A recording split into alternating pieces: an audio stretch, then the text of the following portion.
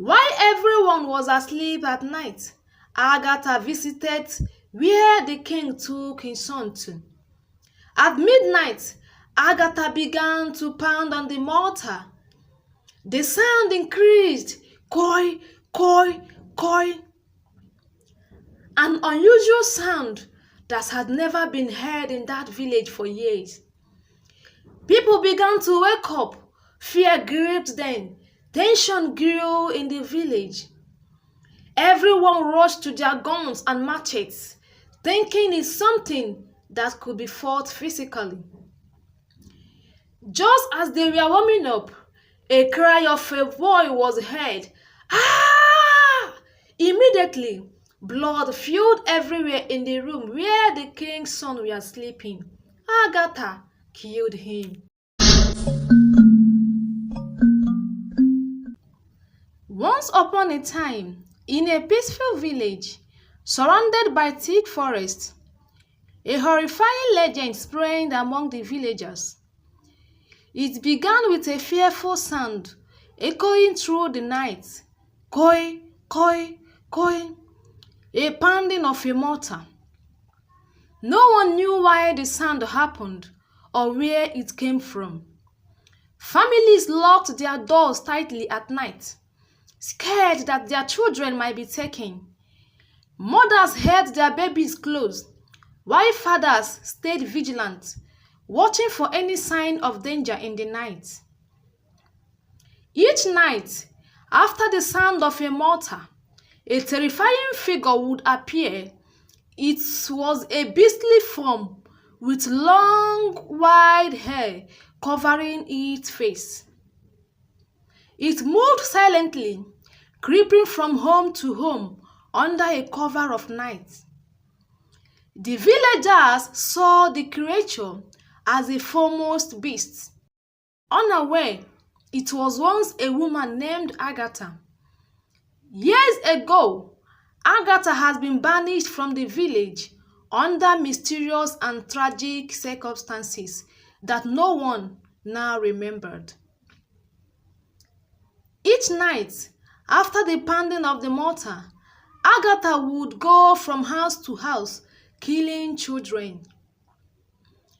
The cry of the babies echoed through the village, and each time the beast appeared, another innocent life was lost. In the morning, the village would seem peaceful, with children playing and families trying to forget the horrors of the night. Despite the villagers' best efforts to protect themselves, Agatha continued her dreadful visits. Guards patrolled the village, but nothing could stop her. Each time the mortar pounded, a new cry would pierce the night, signaling the end of another young life.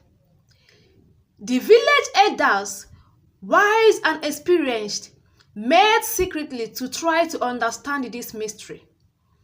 They searched old books and asked wise people from far away, but they couldn't find any answer. Each night, as the pounding sound continued, the villagers grew more afraid and confused. One night, a baby's scream rang out louder than ever before. The parents rushed to the child's room, but it was too late. Agatha had struck again, leaving them to mourn in the morning light. The pattern continued. Agatha would take a night or two off before resuming her visits. The villagers lived in a constant fear. They tried everything to stop the beast, but Agatha was unstoppable. Her presence grew stronger with each passing night, and her range seemed endless. The village was haunted by the relentless pounding and the cries that followed. Among them was a young hunter named Thomas. He has lost loved ones to the unknown threat and was determined to find out the truth. Thomas spent nights patrolling the village, listening for any clue that could help him. One night, Thomas saw a shadowy figure moving through the forest. He followed quietly, careful not to be seen. Through thick bushes and trees, he tracked the figure to a small run-down cottage deep in the woods. Peeking through a crack in the cottage door, Thomas saw an old woman, Agatha, bent over a mortar, pounding it fiercely. Agatha was rumored to be a witch, but Thomas sensed there was more to her story. Agatha has lived long in the forest for years, grieving deeply for a loss no one knew about. As Thomas watched Agatha, he realized her nightly actions were not out of malice, but from her own pain and sadness. She sought revenge because of the grief that has consumed her so far. As the terror spread, families began to flee the village, seeking refuge in neighboring towns. They couldn't bear the thought of losing another child to the beast. The village, once a vibrant and full of life, became a ghost town, empty and silent, except for the dread night when Agatha would strike. The new king, unaware of Agatha's tragic past, could do nothing to stop the killings.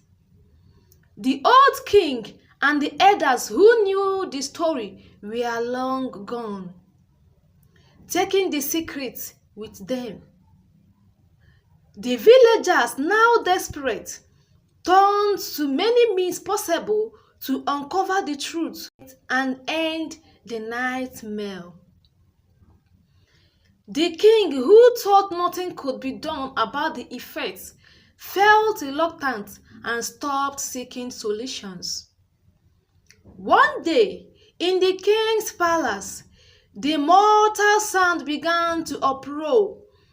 Guys were awake. The palace began to shake in fear. Who will be next? They asked in their hearts. The sound of mortar increased. Koi, koi, koi. Just immediately, a boy shouted. Blood filled the whole place. The next day, the king rose up. He took his son, who was supposed to succeed him, the heir to his throne. He took him to another village instead of seeking help and solution to his people's problem. Agatha knew about it and went after his son.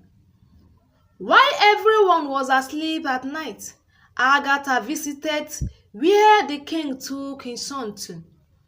At midnight, Agatha began to pound on the mortar. The sound increased. Koi, koi, koi.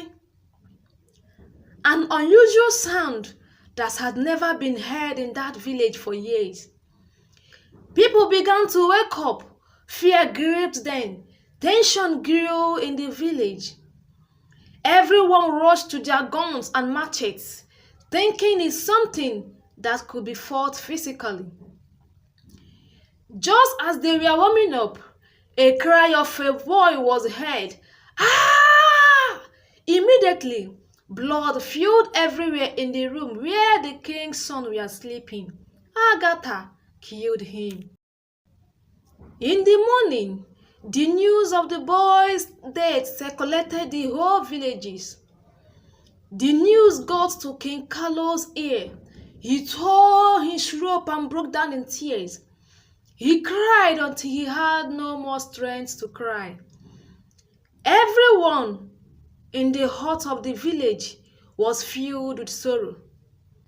At evening, the king summoned the villagers to his palace. Everywhere was filled with the villagers whose heart was broken, everyone seeking to know the root of their problems. In their search for answers, they consulted a seer who revealed the horrifying truth about Agatha's children. The seer spoke of the past, how Agatha has been wronged, and how her children were brutally taken from her. This revelation shocked the villagers. Agatha was forcefully banished from the village. She gave birth to triplets in an old day, which was considered an evil day, and it is against the tradition and the custom of the land. As the custom and tradition demands, she was banished, and her children was killed in her presence. The king and the elders commanded, and her children was pounded in a mortar. She watched how her children was killed. She cried until she lost the strength to cry. She became a terror to your village, and she lived for years in the forest, and gradually she turned into a beast. She only seek for revenge. But this was done years ago, and I knew nothing about it. The king replied to the seer, "Dear king, customs and traditions doesn't change. Likewise, a bleeding soul. A soul of grief, each day it remembers the loss of a dear one. Anyone can choose her revenge at any time. It is either you get that woman and do the necessary things, or the terror will continue. Seek for a way to lift that tradition and banish that act entirely. Else, more tragedy will befall your land." Finally, understanding the source of their torment, the villagers sought for Agatha in the depth of the forest. They brought offerings of peace and begged for her forgiveness. In a torment of solemn truth, they faced Agatha and spoke her name, hoping to bring to an end the circle of terror. Agatha, now a twisted figure of both human and beast, listened to their pleas. Her heart, once filled with rage, softens as she heard their sorrow. Slowly, the pounding of the mortar ceased, and the village was finally able to find peace. The villagers, now enlightened by the truth, vowed to remember Agatha and her children. They built a memorial to honor their memory and to remind future generations of the importance of compassion and justice.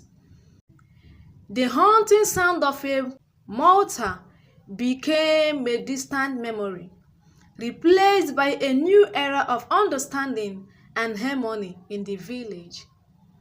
The king lived the tradition and declared that no child born in the land would be put to death for any reason. The tradition remained, and since then, the land has known peace.